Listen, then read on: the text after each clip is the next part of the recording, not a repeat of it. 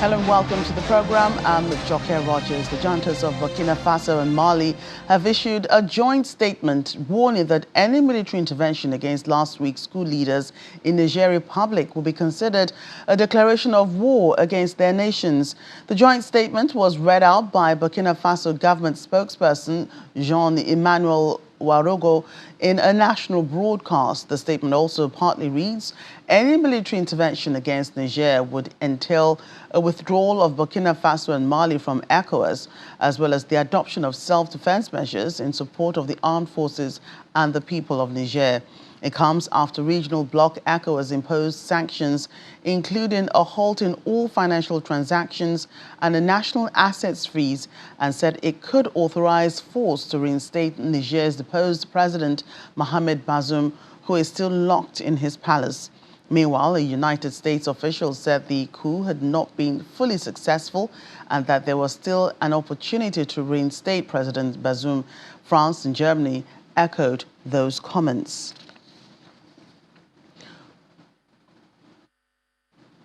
Well, France has announced preparations to evacuate its citizens from the West African nation of Niger because of anti-French sentiment following last week's coup d'etat. A message sent out by the French embassy in Niamey said it will also help other European nationals to leave. It noted that amid the deteriorating security situation, evacuations by air were being prepared and will take place very soon in a very limited span of space. The coup had prompted demonstrations against the former colonial power, with the French embassy coming under attack. Niger, the third country in the Sahel after Burkina Faso and Mali to experience a coup in less than 3 years. The incidents have been accompanied by anti-French sentiment, with the countries embracing ties with Russia. Meanwhile, the European Union Commission spokesperson has said that the EU is not planning to formally evacuate its staff from Niger, although they are free to leave, adding that they would keep the situation under review. It comes after France announced that it would evacuate French and European citizens from Niger starting today.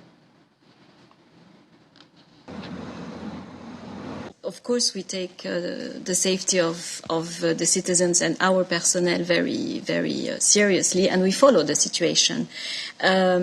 What I said is that for the moment, at this stage, we are making a decision that the people not to formally evacuate, but of course, our team present in Niamey has the possibility to leave the country.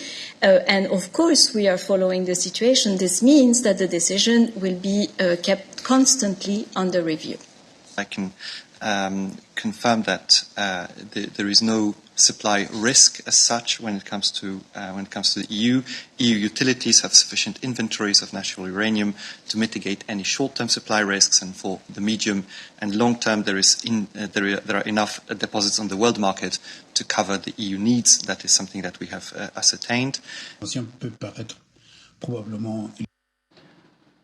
In the meantime, a U.S. security analyst has warned that the overthrow of Niger's President Mohamed Bazoum could make the country ripe for the Wagner Group and jihadist groups as the crisis pits Niger's former Western allies against the likes of Russia and other junta leaders in the region. The African Union, the UN, the European Union and other powers have condemned the overthrow of President Mohamed Bazoum, the seventh military takeover in less than 3 years in West and Central Africa, which has undermined democratic progress in one of the world's poorest regions. We have always been very invested in this country.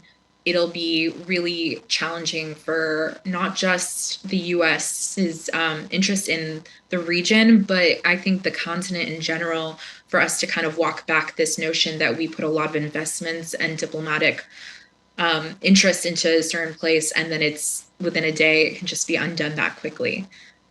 And there's a sense, obviously, within Washington that, you know, if Russia is present, it's a very binary relationship. There cannot be a presence of the United States there when Russia's there.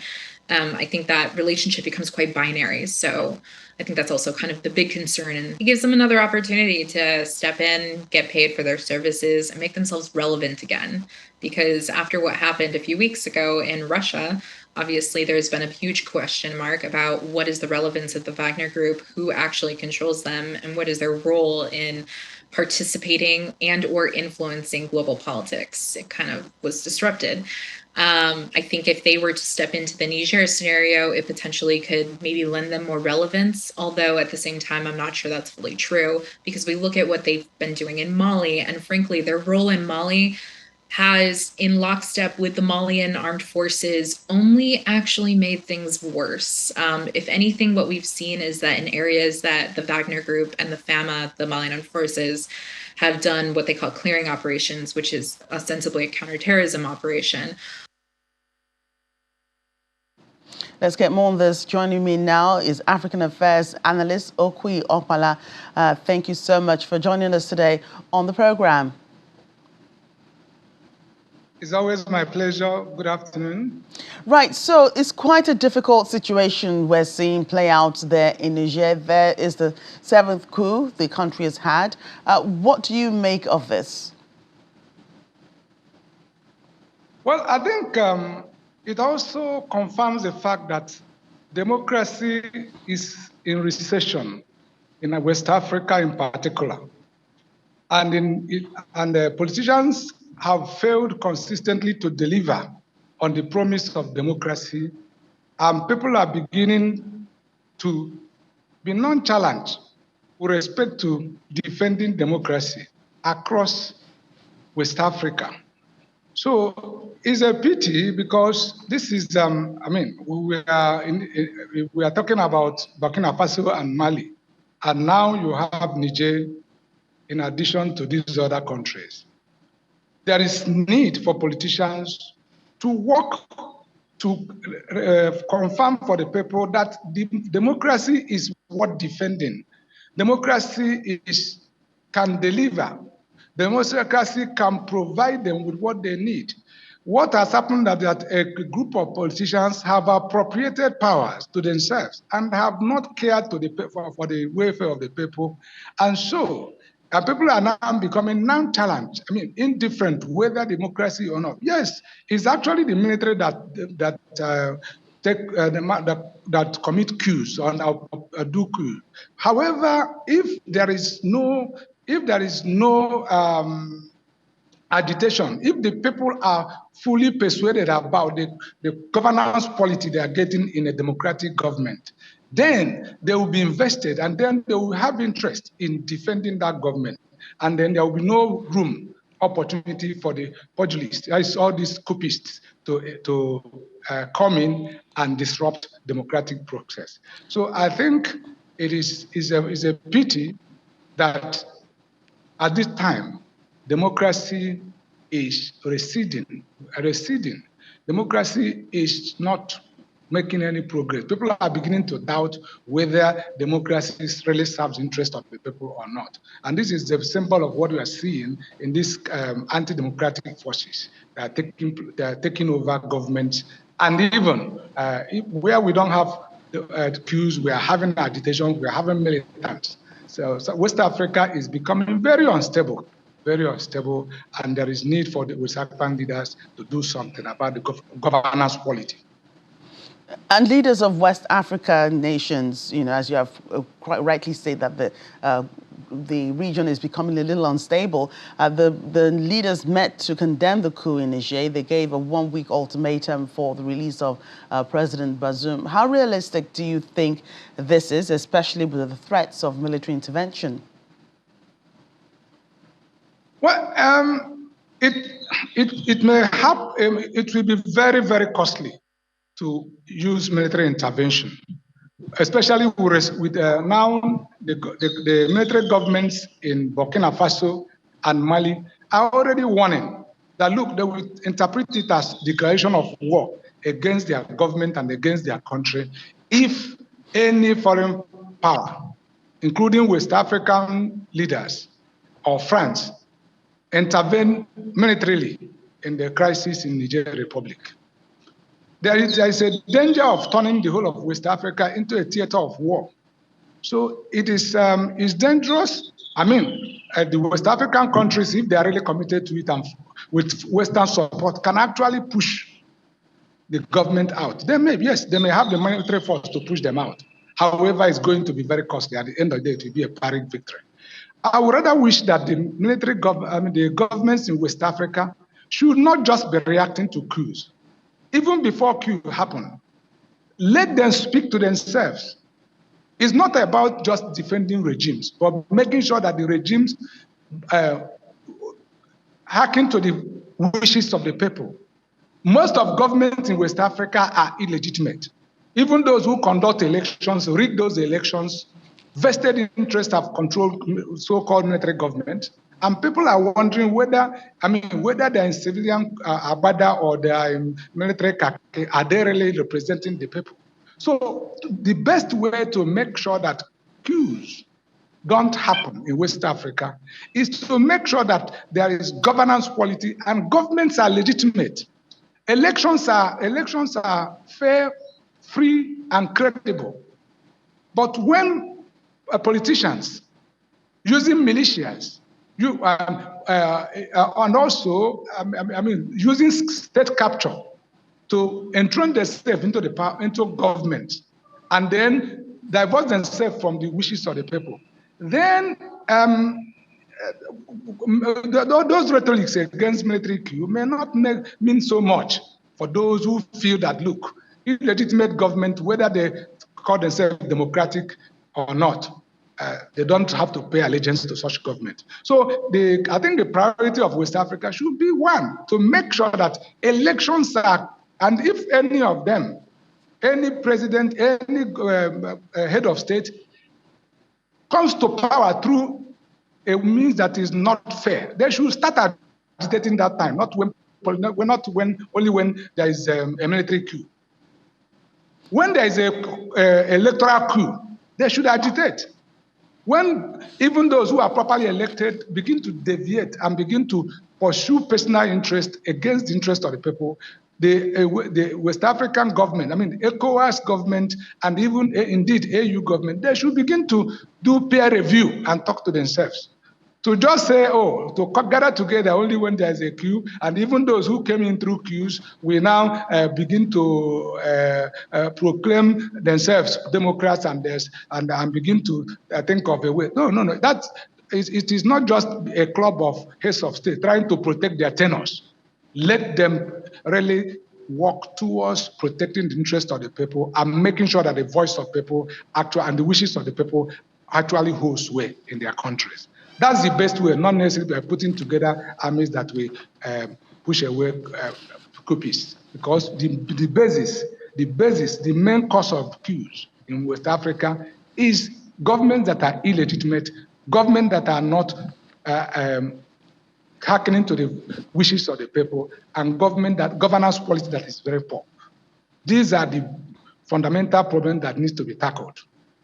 Program, we're learning of a burst of gunfire that has been heard in the early hours of today in the center of Burkina Faso's capital, Ouagadougou, near the airbase. According to reports, the gunfire began around almost past midnight local time in the heart of the capital before ceasing around 40 minutes later. A security source said the situation is now under control without giving more details. The incident comes 10 months after a coup, the second in less than a year in the country, which has been battling an Islamist insurgency since 2015. Elsewhere, at least 2 people have been killed in the Senegalese town of Ziguinchor during the protests against the detention of the main opposition leader, Ousmane Sonko. The protest comes after the government dissolved Mr. Sonko's party, accusing it of rallying its supporters towards an insurrection. Mr. Sonko appeared in court yesterday and was remanded in custody, charged with plotting an insurrection, criminal conspiracy and other offences. He denies the charges, saying they're politically motivated. However, Senegal's Interior Ministry is calling for calm amid the widespread demonstrations, adding that measures are being taken to maintain stability in the country. Sierra Leonean police have arrested several people, including unnamed senior military officers, for working to undermine the peace and tranquility of the state. In a statement, police said those arrested were planning violent protests between the 7th and 10th of August. It also accused unnamed individuals at home and abroad of plotting to undermine peace in the country. They said that they were fully in control and urged Sierra Leoneans to remain peaceful and go about their normal businesses. Unease has gripped the West African countries since the controversial re-election of President Julius Maada Bio on June the 24th. On July the 5th, Mr. Bio accused Western countries of creating confusion in the country after they expressed concerns over the conduct of the elections in June. Authorities say 41 people who were rescued from a doomsday cult in Kenya earlier this year are to be charged alongside the leader with murder and other offences. According to prosecutors, the victims turned suspects were parents or grandparents of children who died or are missing and alleged that they were culpable for what happened to them. The cult's leader, Paul Mackenzie, is accused of encouraging his followers to starve themselves to death to enter heaven before the world ended. Police investigating the apparent mass suicide have so far exhumed over 400 bodies from the Shakalohola forest in southeastern Kenya. However, more than 600 people are still believed to be missing.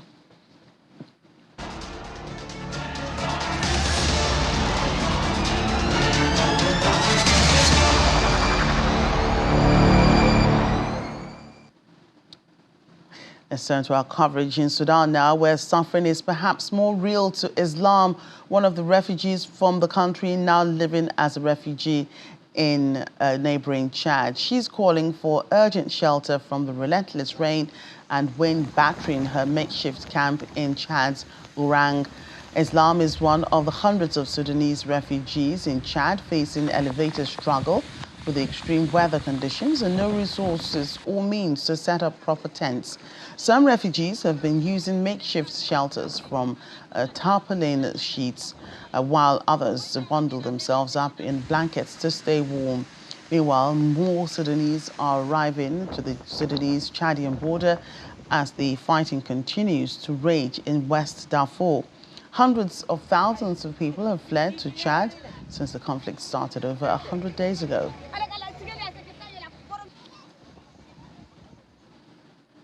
Meanwhile, the United Nations agencies are warning that Sudan's humanitarian situation is deteriorating rapidly, leaving many without sufficient food or medical supplies. The UN World Food Programme, for instance, said it's deeply concerned about rising food insecurity in the country, and an estimated 19 million people, close to 40% of the entire population, could soon face food shortages. Ongoing fighting has also pushed up the cost of seeds and fertilizers, disrupting planting and production and worsening the country's food crisis. According to UN estimates, in total, 24.7 million people now need humanitarian assistance. The medical situation is also worrying as more than 80% of Sudan's hospitals have stopped functioning.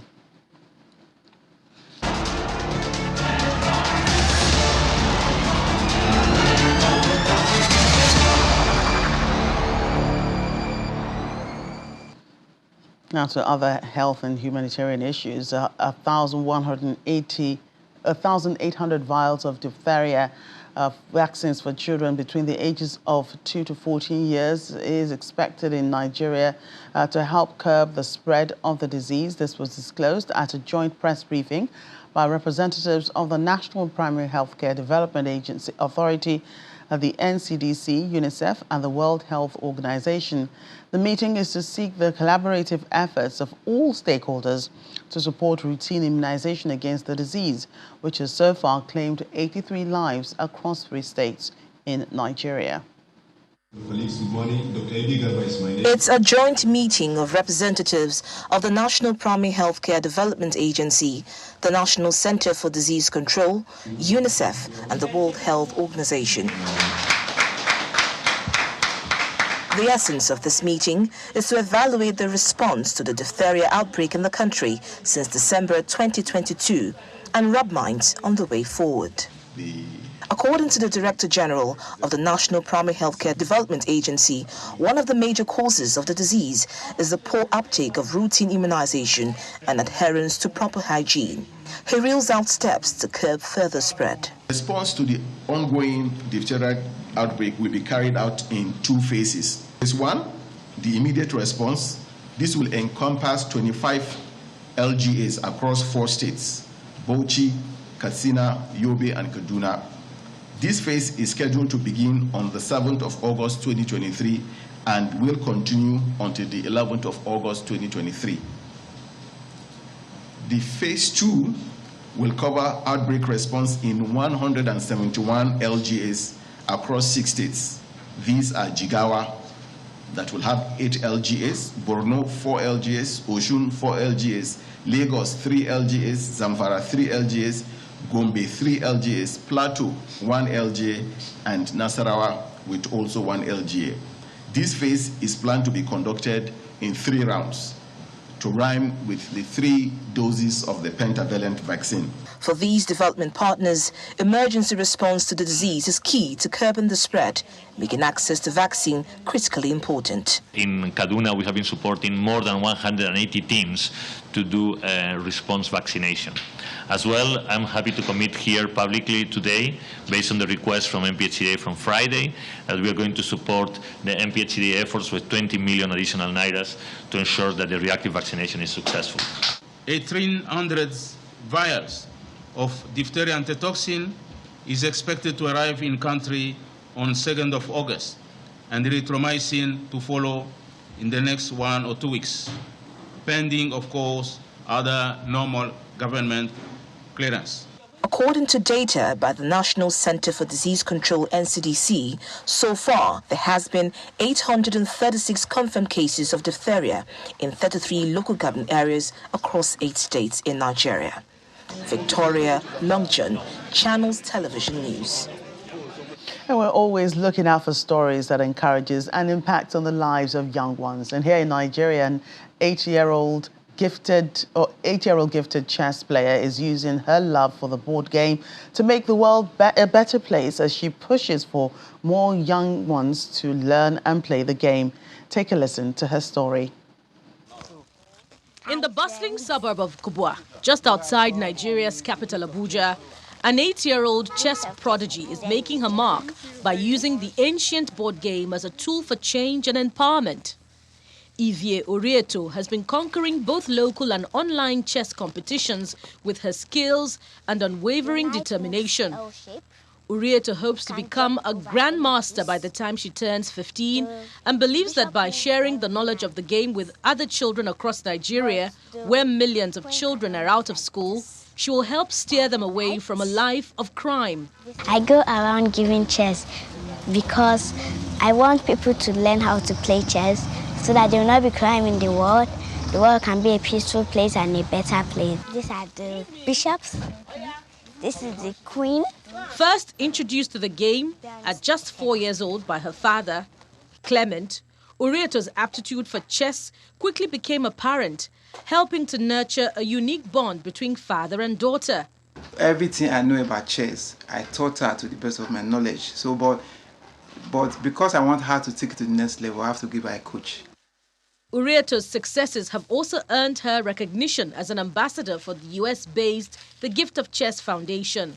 There's a foundation in the US where she's an ambassador of The Gift of Chess.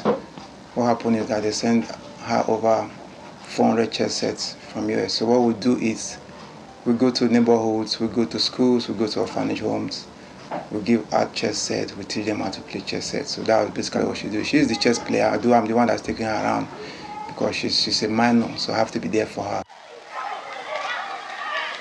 Her efforts are already paying off, helping to breathe new life into existing chess clubs in local schools, with teachers acknowledging a surge in the interest from young enthusiasts. They cannot capture the king. You're black, so you have to move only your piece. Before her arrival, we already have a chess club, but her coming boosts it. Many children join, they are longing to belong to chess club, and I think her coming improves our club a lot. Night on your phone. Despite the challenge of balancing school with her chess commitments, Urieto remains undeterred and has found a way around it. She is becoming an example to her peers as well as to young parents in her community who are increasingly investing in helping their children discover their unique talents due to her influence. According to the International Chess Federation rating, Nigeria ranks number 88 in the world.